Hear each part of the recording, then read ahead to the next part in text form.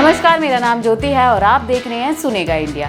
लोकसभा चुनाव में इस बार कई फिल्मी सितारों ने भी हाथ आजमाया था। चलिए एक नजर डालते हैं कि 2024 में लोकसभा चुनावों में किन फिल्मी सितारों ने चुनावी मैदान में अपनी एक और हिट दी है।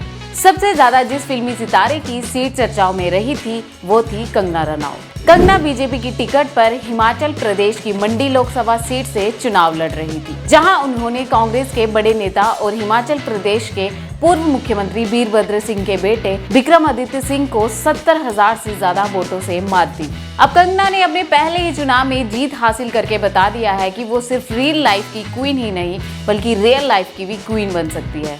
अब इस लिस्ट में दूसरा नाम आता है एक्टर शत्रुघ्न सिन्हा का। शत्रुघ्न सिन्हा टीएमसी के टिकट पर पश्चिम बंगाल की आसनसोल लोकसभा सीट से चुनाव लड़े और वहां से जीते भी। उन्होंने बीजेपी नेता सुरेंद्रजीत सिंह को करीब 60,000 वोटों के अंतर से हराया है। इसके अलावा यूपी के मेरठ से चुनाव लड़ने वाले भगवान राम यानी कि अरुण गोविल ने अपनी सीट पर चुनाव जीता। रामायण सीरियल में भगवान राम का किरदार निभाने वाले अरुण गोविल महज 10,000 वोटों से ही अपनी जीत दर्ज करवा पाए। अब जरूर भगवान राम की कृपा रही होगी कि अरुण गोविल मेरठ से चुनाव जीत गए, क्योंकि 10,000 का अंतर कोई ज्यादा बड़ा अंतर नहीं होता है। वहीं सबकी ड्रीम गर्ल हेमा मालिनी ने भी यूपी की मथुरा सीट से जीत की हैट्रिक लगाकर एक बार फिर से जश्न मनाया। हेमा मालिनी ने कांग्रेस के प्रत्याशी को करीब 2,94,000 वोटों से हराकर एक बड़ी जीत हासिल की। इस सीट पर तो 15 प्रत्याशी चुनाव लड़ रहे थे, जिसमें 12 प्रत्याशियों की जमानत तक जब्त हो गई है। अब इसके अलावा बिहारी बाबू रवि किशन भी दूसरी बार यूपी के गोरखपुर सीट से चुनाव लड़े और करीब 1 लाख से ज्यादा वोटों से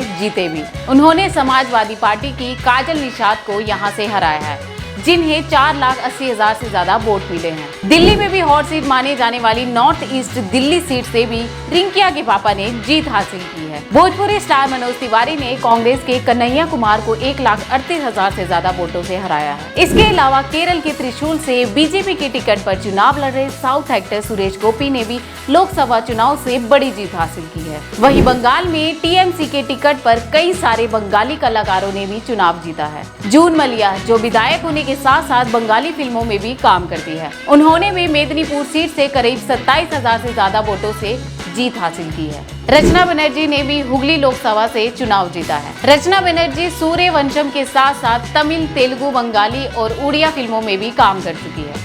बीरभूम लोकसभा सीट से बंगाली अभिनेत्री शताब्दी राय ने भी करीब 2 लाख वोटों से जीत हासिल की है। वहीं बंगाली एक्टर देव अधिकारी भी तीसरी बार लोकसभा चुनाव जीतने में कामयाब रहे। उन्होंने घाटल लोकसभा सीट से 1,80,000 से ज्यादा वोटों से जीत हासिल की है।